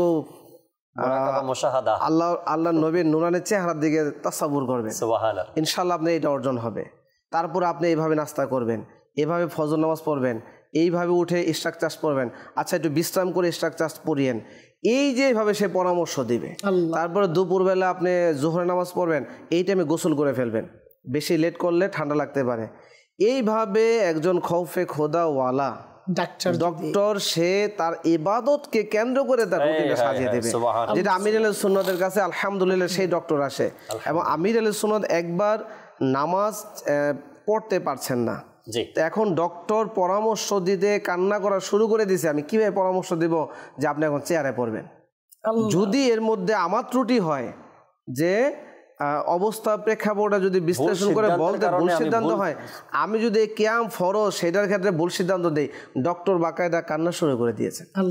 তো এই খফে খোদাওয়ালা ডক্টর আমির আলাইহিস সুন্নতের কাছে যায়, চিন্তা করেন। আর আমির আলাইহিস সুন্নত কেমন ডক্টর নির্বাচন করেন। একবার অপারেশন হয়েছিল, বলে আমার অপারেশন হতে হবে ঈশার নামাজের পরপর। কেন? যাতে করে অজ্ঞান হলো, অজ্ঞানের অবস্থা থেকে আমি স্বাভাবিক অবস্থায় ফিরে আসি, এবং ফজরের পূর্বে যাতে আমি স্বাভাবিক হয়ে যাই, আমার ফজর নামাজ যাতে কাজা না যায়। যেমন কথা তেমন কাজ। নিগ্রানের সুরা শাহজাদা হুজুর সেই সময়ের মধ্যে অপারেশনের ব্যবস্থা করেছে, এবং দুনিয়া সেই ক্লিপ দেখেছে। ডক্টর বলতেছে সে অজ্ঞান, কার হুঁশ নাই, কিন্তু জবান দিয়ে আল্লাহ পাকে জিকির, নবীর দুরুদ, এর জন্য দোয়া। তখন বুজুর্গানে দিনে বলেছেন, ওলামায়ে কেরাম বলেছেন, আসলে স্বপ্নযোগে বোঝা যায়, অজ্ঞান অবস্থায় বোঝা যায় তার অন্তরে কি আছে, তার অন্তরটা কতটা নূরান্বিত, এটা তার অজ্ঞান অবস্থা বোঝা গেছে। সুবহানাল্লাহ। তা আমরাও যদি আমাদের ডক্টর নির্বাচন করি, তাদেরকে যারা নিজেরা ইবাদত করে আল্লাহু আকবার। এবং আপনার ইবাদত শুনেই আপনার চিকিৎসা করবে, আপনার ইবাদত শুনে সেভাবে চিকিৎসা করবে, জি জি জি, তাহলে ইনশাআল্লাহ এটাই হয়। সময়ের মনোহর উপযুক্ত ভাই, ব্যবহার হবে যারা- এবং ইবাদত থেকে আমরা গাফিল হব না। যারা ইবাদত গুজার, যে সকল ডাক্তার খৌফে খোদা যাদের অন্তরে আছে, তারা রোগীকে আগে জিজ্ঞাসা করে যে আপনি অজু কি ঠান্ডা পানি দিয়ে করেন না গরম পানি দিয়ে করেন? আচ্ছা, আপনি নামাজের জন্য কত কিলোমিটার কতটুকু জায়গা হেঁটে পর মসজিদে যান আপনি? আচ্ছা, নামাজ কি আপনি নরম জায়নামাজে পড়েন নাকি ফ্লোরে পড়েন? মানে ব্যক্তি হিসেবে এমন ভাবে প্রশ্ন করে এবং এই প্রশ্নের উত্তর মোতাবেক তাকে চিকিৎসা দেওয়ার চেষ্টা করে। তো আমাদেরকে এমন মানুষ বা এমন ব্যক্তি, এমন গার্ডিয়ান, এমন ডাক্তার, এমন টিচার, এমন পীর খুঁজতে হবে যে আমার সময়কে সঠিকভাবে ব্যবহার করা শেখায়। আল্লাহ পাক বোঝার তৌফিক দিক। আমরা দুই একটা কল শুনি ইনশাআল্লাহ। জি, কল শুনি। কুমিল্লা, মোহাম্মদ হাসান। মাদানী চ্যানেল অনুষ্ঠান, আমি অনুষ্ঠানটি দেখছি, আমার এই অনুষ্ঠানটি ভালো লাগে। মাশাআল্লাহ, আল্লাহ পাক ভালো রাখুক আপনাকে, অনুষ্ঠানের সাথেই থাকুন। পরবর্তী কল দেন। সিরাজগঞ্জ জেলার শাহজাদপুর থেকে হাজী মোহাম্মদ শাহজাহান আলী। আমি মাদানী চ্যানেলের অনুষ্ঠান দেখছি, খুব ভালো লাগে। এই অনুষ্ঠান থেকে অনেক কিছু শেখা যায়, আমাদের জন্য দোয়া করবেন। মাশাআল্লাহ, আল্লাহ পাক ভালো রাখুক আপনাকে। দুই একটা SMS আসছে, SMS গুলো পড়ি। একজন SMS করেছেন, আসসালামু আলাইকুম। ওয়ালাইকুম আসসালাম ওয়া রাহমাতুল্লাহি ওয়া বারাকাতুহু। মুন্সিগঞ্জ থেকে মাদানী চ্যানেল দেখছি। আজকে মুন্সিগঞ্জের দুইজন মোবাল্লিগ জাকির ভাইয়ের সাথে মোবারকবাদ, মনোয়ার ভাইকে এবং রাফি আত্তারি ভাইকে। আজকের যে বিষয় নিয়েছেন সময়ের বরকত, চমৎকার কিছু কথা শুনলাম আউলিয়া ইকরামের ব্যাপারে। মাদানী চ্যানেল সবসময় আমাদেরকে শিখার মতো কিছু আয়োজন রাখেন, এজন্য ধন্যবাদ জানাই মাদানী চ্যানেলকে। মাশাআল্লাহ, আল্লাহ পাকের দয়া আছে, আল্লাহ পাকের রহমত আছে এবং মাদানী চ্যানেল সবসময় এটাই চেষ্টা করে যায় যেন আমরা কিছু অর্জন করতে পারি, কিছু শিখতে পারি। আর এক ভাই SMS করলেন, আসসালামু আলাইকুম। ওয়ালাইকুম আসসালাম ওয়া রাহমাতুল্লাহি ওয়া বারাকাতুহু। SMS-টা কিশোরগঞ্জের এক ইসলামী ভাই, তিনি বলেন, আমি কিশোরগঞ্জ থেকে বলছি, মাদানী চ্যানেল সবসময় দেখি এবং আমার ঘরে সবসময় মাদানী চ্যানেল চলে। হুজুর সাল্লাল্লাহু আলাইহি সাল্লামের টাইম ম্যানেজমেন্ট ব্যাপারে যদি কিছু জানাতেন এবং হুজুর সাল্লাল্লাহু আলাইহি সাল্লাম নিজের শিডিউল কিভাবে ম্যানেজ করতেন, এই নিয়ে যদি কিছু আলোচনা করতেন। হুজুর সাল্লাল্লাহু আলাইহি সাল্লামের টাইম ম্যানেজমেন্টের ব্যাপারে অনেকবার আলোচনা হয়েছে এবং আমি নিজেও বলেছি নবী করিম সাল্লাল্লাহু তাআলা আলাইহি ওয়াসাল্লামের টাইম ম্যানেজমেন্ট কেমন ছিল। হ্যাঁ, যদি আশিক এবং উম্মত আমার নবীর টাইম ম্যানেজমেন্টের কথা শুনে, তো সে তো ফিদা তো আছেই, দেওয়ানা তো আছেই, আরো কতটা ইশকে রসুল বেড়ে যাবে তার কোনো শেষ নেই। নবী করিম সাল্লাল্লাহু আলাইহি ওয়াসাল্লামের টাইম ম্যানেজমেন্ট এমন ছিল যে এতটুকুতে বুঝে নেই, হুজুর সাল্লাল্লাহু আলাইহি সাল্লামকে আগে কেউ সালাম দিতে পারেনি।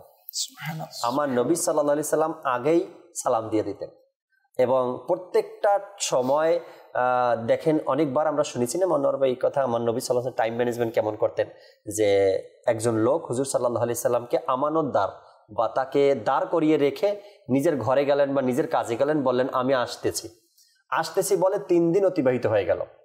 হুজুর সাল্লাল্লাহু আলাইহি সাল্লাম কিন্তু ওই জায়গা থেকে নড়ে নাই, যায়নি। 3 দিন পরে ওই লোকটার মনে পড়লো, আল্লাহু আকবার, আমি তো হুজুর সাল্লাল্লাহু আলাইহি সাল্লামকে এক জায়গাতে জামানত রেখে আছি, দাঁড় করিয়ে রেখে আসছি, জানি না এখন কি অবস্থায় আছেন। তিনি যখন ফিরে আসলেন, এসে দেখলেন হুজুর সাল্লাল্লাহু আলাইহি সাল্লাম সেখানে দাঁড়িয়ে আছেন। ইয়া রাসূলুল্লাহ, আপনি এখনো যাননি?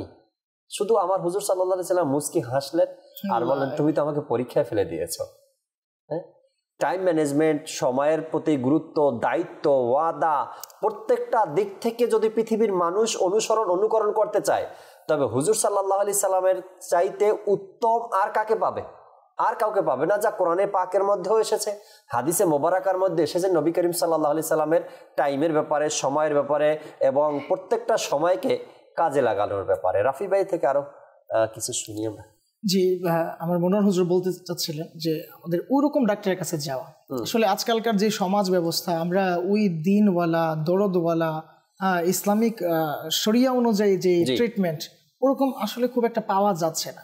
তো আলহামদুলিল্লাহ, দাওয়াত ইসলামীর একটা আজিম প্ল্যাটফর্ম দারুল মদিনা ইন্টারন্যাশনাল। সুবহানাল্লাহ, আল্লাহু আকবার। দেখুন আল্লাহ ওয়ালাদের চিন্তা কিরকম। উনি তো নিচ্ছেন ওরকম ডাক্তারের কাছ থেকে চিকিৎসা, কিন্তু ওনার উম্মতের প্রতি কত দরদ। আল্লাহ নবী সাল্লাল্লাহু আলাইহি সাল্লামের দুখিয়ারি উম্মতের প্রতি ওনার এত দরদ যে উনি চিন্তা করতে লাগলেন যে আরো যদি এরকম ডাক্তার বানানো যায়, আল্লাহ আল্লাহ, নেক্সট জেনারেশন যারা আসবে, ফিউচার জেনারেশনে যারা আসবে, তারা যদি এর সুফল ভোগ করতো। তো এর ধারাবাহিকতা আলহামদুলিল্লাহ এমন এক স্কুলিং সিস্টেম দাঁড় করালেন যেখানে সায়েন্স আছে, আর্টস আছে, কমার্স আছে, যেখান থেকে ডাক্তার হচ্ছে, ইঞ্জিনিয়ার হচ্ছে।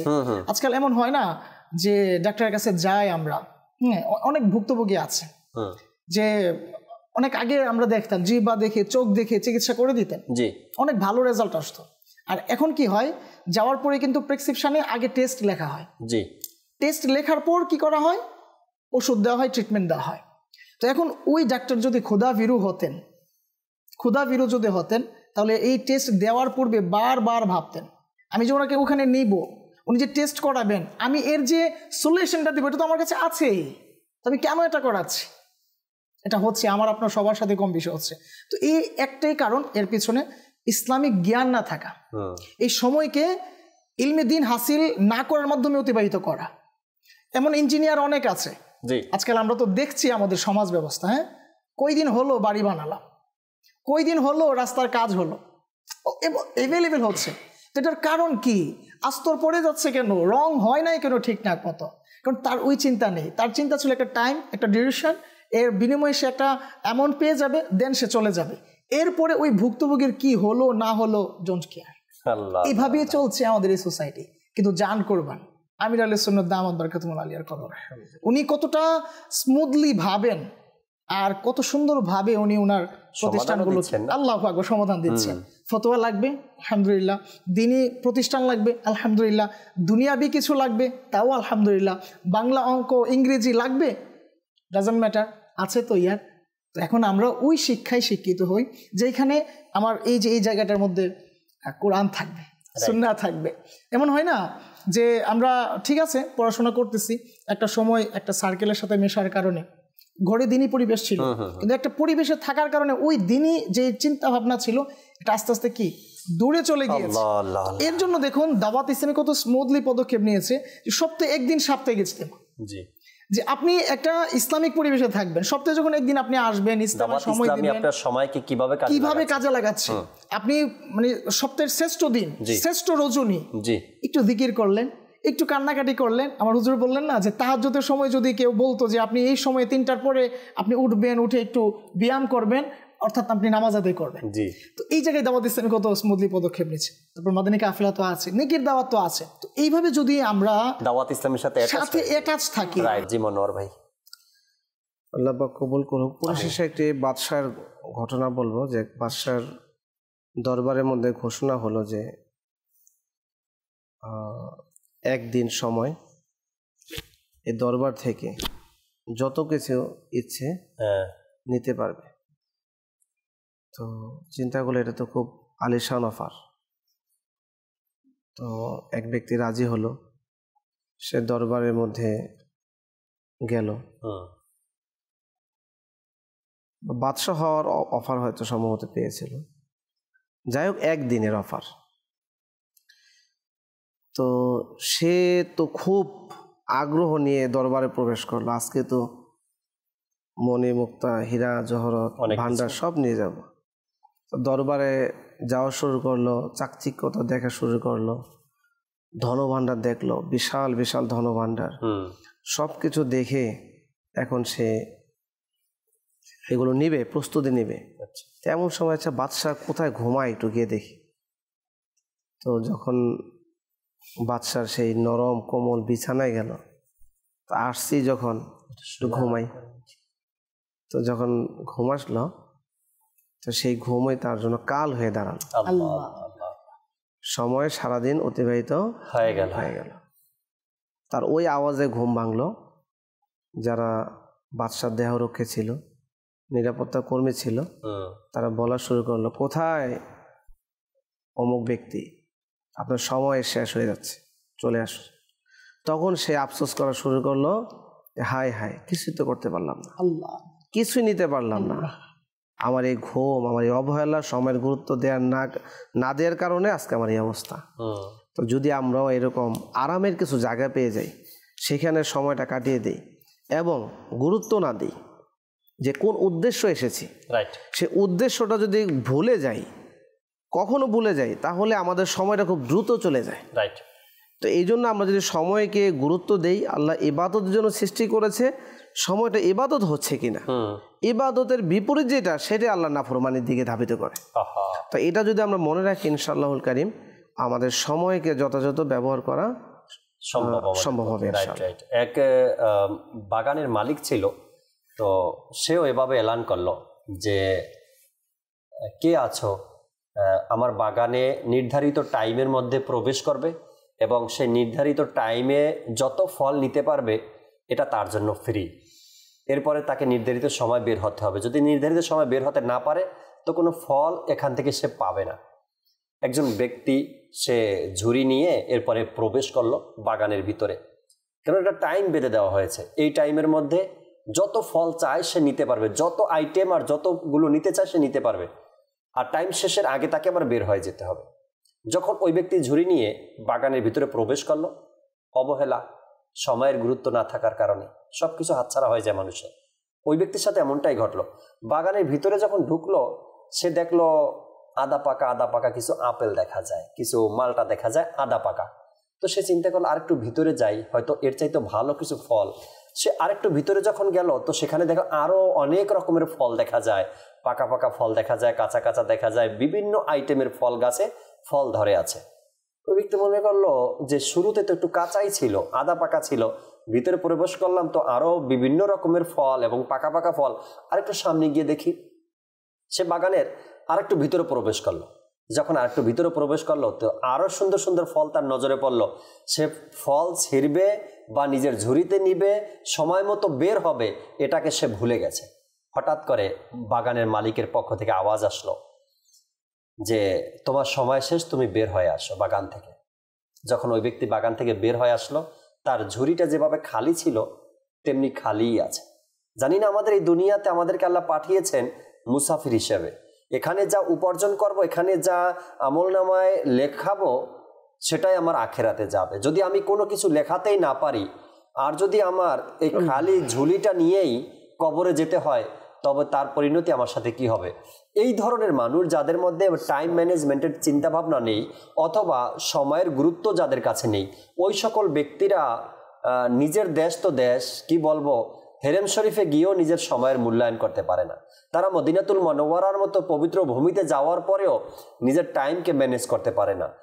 কেননা দেশে থেকে থাকা অবস্থায়, নিজের দেশে থাকা অবস্থায় টাইম ম্যানেজমেন্টের কোনো চিন্তা ভাবনা তার মধ্যে ছিলই না। আর সে যখন মক্কাতুল মুকাররমাতে গেল, পবিত্র ভূমিতে গেল, তখন সেখানে গিয়ে আরাম করা, শুয়ে থাকা, বিছানায় থাকা, ঘুমানো, খাবার দাবার, ঘুরতে যাওয়া, কেনাকাটি করা, এগুলো নিয়ে ব্যস্ত। কেননা তার কাছে সময়ের মূল্যায়ন নাই, তার কাছে সময়ের গুরুত্ব না দেশে ছিল না এখন এই পবিত্র ভূমিতে গিয়ে। আল্লাহু আকবার। তো এই জন্য আমাদের উচিত যে আমরা সময়কে মূল্যায়ন করি। কিভাবে করব? আমল আর ইবাদতের মাধ্যমে। যতটুকু সময় পেয়েছি ততটুকু সময় যেন আমি আল্লাহ তাআলার ইবাদতে অতিবাহিত করতে পারি। হ্যাঁ, আপনি একজন যুবক মানুষ আর গিয়া দেখেন হাজারো যুবক এমন আছে যাদের তাহাজ্জুদ মিস হয় না। আপনি একজন ব্যবসায়িক মানুষ, আমার দেশের মধ্যে খোঁজ লাগাই দেখেন, আপনি খোঁজ নিয়ে দেখেন আপনার মতো হাজারো ব্যবসায়িক যাদের কোরআনে পাকের তেলাওয়াত একদিন মিস হয় না। আল্লাহ।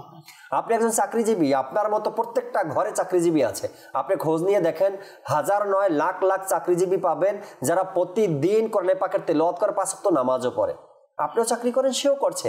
আপনি একজন স্টুডেন্ট, আপনার মতো স্টুডেন্ট আপনি দেশের মধ্যে খবর নিয়ে দেখেন যারা সহিশুদ্ধভাবে কোরআনে পাকের তেলাওয়াত করছে, 5 ওয়াক্ত নামাজ জামাতে পড়ছে। সেই স্টুডেন্ট সে পারলে আপনি কেন পারছেন না? আপনার হাতেও যেই ঘড়িতে টাইম আছে তার হাতের ঘড়ি তো একই টাইম আছে। আপনারও যখন সকাল 10টা বাজে তারও সকাল 10টা বাজে, আপনারও বিকেল 5টা বাজে তারও বিকেল 5টা বাজে। আপনিও লেখাপড়া করছেন, সেও লেখাপড়া করছে। তো অসম্ভব কোথায়? অসম্ভব এক জায়গাতেই, শুধু আমাদের অন্তর সেটাকে সায় দিচ্ছে না। যেটা আমার ইচ্ছা, নফস যেটা চায়, আপনার আমার অন্তর সেটাতেই সায় দেয়। আর এটার জন্যই তো বলা হয় নফসের গোলামি করা। এখান থেকে যতদিনে আমরা বের হতে পারবো না বা বের হব না, ততদিনে আমরা আমাদের সময়কে সঠিকভাবে কাজে লাগাতে পারতেছি না। আল্লাহ পাক আমাদেরকে বোঝার আর আমল করার তৌফিক দিক। সময় একেবারে শেষের দিকে, রাফি ভাই থেকে শেষ দুই একটা কথা শুনতে চাই আজকের বিষয় নিয়ে দর্শকের উদ্দেশ্যে। কি বলবেন শেষ কথা? শেষমেশ বলবো ইমাম শাফি রহমতুল্লাহ আলাইহির কথা। সুবহানাল্লাহ। 4 ইমামের এক ইমাম, শত শত অনুসারী যার রয়েছে, শত শত মানুষদেরকে যিনি সঠিক পথ দেখিয়েছেন। তিনি বলে যে আমি সুফিদের সাথে সময় অতিবাহিত করার সুযোগ পেয়েছি, আমার সৌভাগ্য হয়েছিল সুফিদের সাথে সময় অতিবাহিত করা। তো তাদের থেকে আমি আহামরি কিছু শিখি নাই, 2টা বিষয় শিখছি। আল্লাহ, 2টা বিষয় এমন শিখেছি যা, এক হচ্ছে যে সময় হলো তরবারি, হয় তুমি সময়কে কাটো আর নয়তো সময় তোমাকে কেটে দিবে। আর দ্বিতীয় হচ্ছে তুমি হয় সত্যকে নিয়ে আঁকড়ে ধরো আর নয়তো মিথ্যা তোমাকে গ্রাস করে ফেলবে। যদি আপনি সময়কে ব্যবহার না করি, সময় তো চলে যাচ্ছে, ফুরিয়ে যাচ্ছে, তো হয় সময়কে আমার কাজে লাগানোর মাধ্যমে এই সময়কে শেষ করতে হবে, আমি তো ওই সময় আমাকে হয়তো শেষ করি। এটা বাস্তব কথা। আপনি হয়তো সময়কে কাজে লাগান, নয়তো সময় আপনাকে কাজে লাগিয়ে দিবে। এভাবেই চলে। যদি আমি সত্যকে নিয়ে চলি তো মারহাবা, আর নয়তো মিথ্যা আমাকে গ্রাস করে ফেলবে। এটাই আমার সময়। এখনই সময় হয়তো আমার সিদ্ধান্ত নেওয়ার যে আমি কি চাই, আর ওই নফসের গোলামি থেকে বেঁচে থাকার এক পন্থা অবলম্বন করা। দাওয়াত ইসলামী তো আছে, আলহামদুলিল্লাহ রাব্বিল আলামিন। নেক আমল রিসালা অ্যাপ্লাই করতে পারি নিজের জীবনে, তাই না? আলহামদুলিল্লাহ, অ্যাপ্লিকেশন আছে, মোবাইলেও আপনি ইনস্টল করতে পারবেন। আজকে যদি আমি দুনিয়ার কথা বলি বা বর্তমান সময়ের কথা বলি, দর্শক শ্রোতা, টাইম ম্যানেজমেন্ট জানার জন্য মানুষ হাজার হাজার টাকা দিয়ে কোর্স করছে টাইম ম্যানেজমেন্ট শেখার জন্য। আর বর্তমান সময় বিভিন্ন কোম্পানি, বিভিন্ন জায়গাতে, বিভিন্ন প্রতিষ্ঠানগুলো আজকে মানুষকে টাইম ম্যানেজমেন্টের উপর কোর্স করায়, টাইম ম্যানেজমেন্টের কোর্স করায়। আর মানুষ টাইম ম্যানেজমেন্ট শেখার জন্য টাকা খরচ করে কোর্স করছে। সত্যি বলছি আপনাকে, কেন? তার মানে অবশ্যই টাইম ম্যানেজমেন্টের মধ্যে কোনো হিকমত আছে, টাইম ম্যানেজমেন্টের উপরে কোনো কারণ তো অবশ্যই আছে। আর আজ থেকে 1500 বছর পরে আমার নুরানি রসুল, নুরানি নবী কার কাছে টাইম ম্যানেজমেন্ট কোর্স করছেন? না, কারো কাছে না। আমার নবী টাইম ম্যানেজমেন্ট করতেন এবং লক্ষ লক্ষ সাহাবা একরামকে সেই টাইম ম্যানেজমেন্ট শিখিয়েছেন। আজকে 1500 বছর পরে এসে বিজ্ঞ ব্যক্তিরা টাইম ম্যানেজমেন্টের উপরে অভিজ্ঞতা অর্জন করছেন এবং সেই টাইম ম্যানেজমেন্ট উপরে মানুষকে কোর্স করাচ্ছেন। মানুষ হাজার নয় লক্ষ লক্ষ টাকা দিয়ে টাইম ম্যানেজমেন্টের উপর কোর্স করে শিখতেছে কিভাবে টাইম ম্যানেজমেন্ট করা যায়। আজকে আমি আমার নিজের জায়গাতে কেন নিজেকে একবার প্রশ্ন করি, আজকে থেকে 20 বছর পূর্বে আমি যেই জায়গাতে ছিলাম, আজকে 20 বছর পরে এসে আমি আবার সেই জায়গাতে কেন? তার মানে হলো আমি নিজেকে নিয়ে আজ পর্যন্ত ভাবতেই পারলাম না। আমার টাইম ম্যানেজমেন্ট হয় না, আমি টাইমকে সঠিকভাবে ব্যবহার করি না, সময়ের গুরুত্ব আমার কাছে নেই। তাই আমি আগের মতোই 20 বছর আগেও যেই জায়গাতে ছিলাম, এখনও আমার পজিশন ওই জায়গাতেই আছে। আমার কাছে টাইম ম্যানেজমেন্টের বা গুরুত্ব বা দায়িত্ব এসব বলতে কিছুই আমি বুঝি না। বা সকাল আর সন্ধ্যা যেভাবে হচ্ছে দর্জনের এভাবেই আপনি নিজের প্রতি গুরুত্ব নেন, টাইমের উপরে গুরুত্ব রাখেন, সময়ের উপরে গুরুত্ব রাখেন, ইনশাআল্লাহ তাবারাক ওয়া তাআলা আপনার পরিবর্তন আপনি নিজেই দেখবেন। আর এটাই দেখছে মানুষ আজকাল। টাইম ম্যানেজমেন্ট কোর্স কেন করছে মানুষ? প্রয়োজন আছে বিধায় করছে। আর এটা ইসলামও তো এটাই বলে, ভাই আপনি সময়কে ম্যানেজ করেন, সময়কে গুরুত্ব দেন। আপনার সময় আছে, আজকে গুরুত্ব দেন, অনেক কিছু আছে আপনার জন্য। মনোহর ভাই থেকে শেষ 2-1 কথা শুনে অনুষ্ঠান থেকে বিদায় নেব। জি মনোহর ভাই। সময়কে গুরুত্ব দেওয়া উচিত, এটা মূল কথা। বাকি ইবাদত আল্লাহ পাকের পক্ষ থেকে যেভাবে নির্ধারিত, সে বিষয়টা আমরা ধারণা অর্জন করি। জীবনে যে সময়টা অতিবাহিত হয়ে গেছে সেটা যাতে আফসোস করে তো লাভ নেই। আমার এক শিক্ষক বলেছিলেন যে এটাকে অনেকে বলে যে অতীতকে স্মরণ রাখা উচিত, আবার কেউ বলে যে ভুলে যাওয়া উচিত, দুঃখ বাড়া, ইত্যাদি ইত্যাদি। তো টিচার খুব সুন্দরভাবে বলেছিল যে অতীত থেকে শিক্ষা নিয়ে আমরা বর্তমানকে সাজাবো ভবিষ্যতের জন্য। তো অতীতের মধ্যে যদি আমি সময় নষ্ট করে থাকি, গুনাহ করে থাকি, ইবাদত বর্জন করে থাকি এবং আমার কর্মক্ষেত্রে অবহেলা করে থাকি, আমি যদি পরিবারের বোঝা হয়ে থাকি, ইত্যাদি ইত্যাদি, এখন আমার সময় তওবা করা, প্রকৃত তওবা করা, প্রত্যাবর্তন করা সেই কাজগুলো থেকে। আমি একটা নীরব নিস্তব্ধে বসি, খাতা কলম নেই, লেখি, আচ্ছা ফজর নামাজ আমাকে পড়তেই হবে, এটা ছাড় নাই। আচ্ছা ফজর নামাজ পড়ার জন্য উঠতে হবে, কখন উঠতে হবে? আমার উজু করতে যেতে হয় পুকুরে, আমার উজু করতে যেতে হয় অমুক জায়গায়, ইত্যাদি ইত্যাদি। তা আমার এইভাবে এতটা বাজে উঠতে হবে। ফজরের পরে আমি তো আসলে ঘুম থেকে যায়, তো তাহলে আমাকে আগে ঘুমাতে হবে। কখনো যদি আগে ঘুমাতে না পারি, অ্যালার্ম মজবুত রাখলাম, ফজরের পরে আমি এই সময়টা ঘুমিয়ে নিব, আচ্ছা এরপর আমার কর্মক্ষেত্রে যেতে হবে। এইভাবে এটা আমার রুটিন, এটা হলো বিকল্প, যদি এরকম না হয় তাহলে এরকম। এখন এটা করে আমাকে এবার কন্টিনিউ প্রচেষ্টা চালিয়ে যেতে হবে। 1 দিন 2 দিন 3 দিন পর হোঁচট খেয়ে কোনো রুটিন দরকার নেই, পারি না, চলবে না। আবারও তো আমরা ছোটবেলা থেকে একবার পড়েছি, একবার না পারিলে দেখো শতবার। আসলে প্রবাদটা বলার জন্য, কিন্তু আমল করি না। তা আমাদের উচিত হবে যে আমল করা, তাহলে ইনশাআল্লাহ রুটিন অনুযায়ী চলে। মাওলা আলী রাদিয়াল্লাহু তাআলা কল দিয়ে শেষ করব। তিনি বলেছিলেন যে অন্তরের দিকে গভীরভাবে নজর দাও এবং আস্তে আস্তে এটাকে পর্যবেক্ষণ করো, ইনশাআল্লাহ অন্তর পবিত্র হয়ে যাবে এবং তোমারও এর মধ্যে কামিয়াবি চলে আসবে। তো এরকমই বিষয়বস্তু ছিল। তা আমরা যদি সময়ের প্রতি নজর দিই, সময় চলে যাচ্ছে, আমার জবান থেকে কি জিকির হলো নাকি গুনাহ হলো, এইভাবে যদি আমরা খেয়াল করি তাহলে সময়ের গুরুত্ব দেওয়া সম্ভব হবে। রাইট। আল্লাহ পাক আমাদেরকে বোঝার এবং আমল করার তৌফিক দান করুক। নিজের মূল্যবান সময়কে যেন সঠিক কাজে, সঠিক জায়গায়, সঠিকভাবে ব্যবহার করতে পারি। আল্লাহ তাআলা সে তৌফিক আমাদেরকে দান করুক।